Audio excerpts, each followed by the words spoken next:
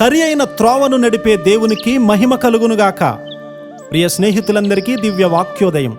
ఈనాటి పాఠ్యభాగము 1 సమూయేలు 12:23.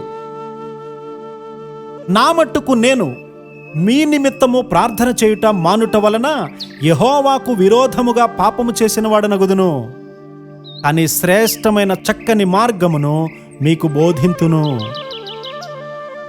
పాపం అంటే ఏదో పెద్ద తప్పు చేస్తేనే పాపం అనబడుతుంది అనుకోకూడదు.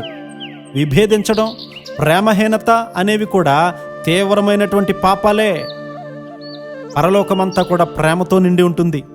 స్వచ్ఛమైనటువంటి స్వార్థరహిత ప్రేమే పరలోకపు ప్రేమ. భయంకరమైనటువంటి మానవ ద్వేషాన్ని గురించి నేను చెప్పట్లేదు. దయకు వ్యతిరేకమైనటువంటి నిర్దయ అనేది ఆత్మీయ పాపం. ఎవరి మీదైనా ఆయాసం కలిగి ఉంటే అది సంఘాల్లో మరణకరమైనటువంటి పాపంగా ఎంచాలి. బహిరంగంగా కనబడినట్లు కాకపోయినా కనీసము ప్రార్థనాత్మతో నింపబడి ఉండాలి. అపోస్తులను ఏది కూడా ఆపలేకపోయింది కదా. ఆ రోజుల్లో ట్రైన్స్లో స్లీపర్ బోగీలు, రిజర్వేషన్ బోగీలు ఉండేవి కావు. ట్రైన్లో మనం ప్రయాణం చేస్తూ ఉన్నప్పుడు సీటు దొరకకపోతే మనము మరుగుదొడ్డుకు వెళ్లే దారిలో ఉండాల్సి వస్తుంది.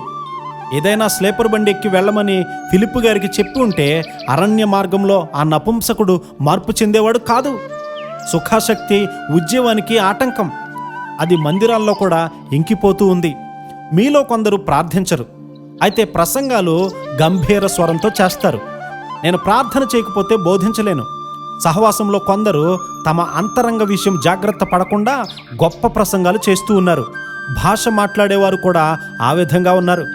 అకస్మాత్తుగా సాతాను వారిని స్వాధీనపరుచుకుంటాడు. తగిన ప్రార్థన విధేయత లేకపోయినప్పుడు బోధించకూడదు. జాగ్రత్త. సిద్ధపాటు లేకుండా ఉద్రేకంతో బోధించాలని ఆతృత పడడం అనేది చాలా ప్రమాదం.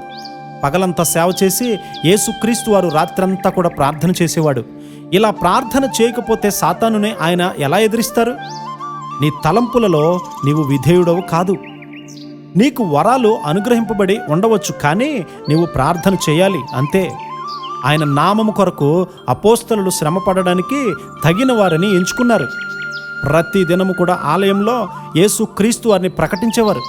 క్రీస్తు వారి కొరకు అందరినీ సంపాదించుకొనటానికి పైనుండి వచ్చే శక్తితో మనందరము నింపబడుదుముగాక. ఆమేన్.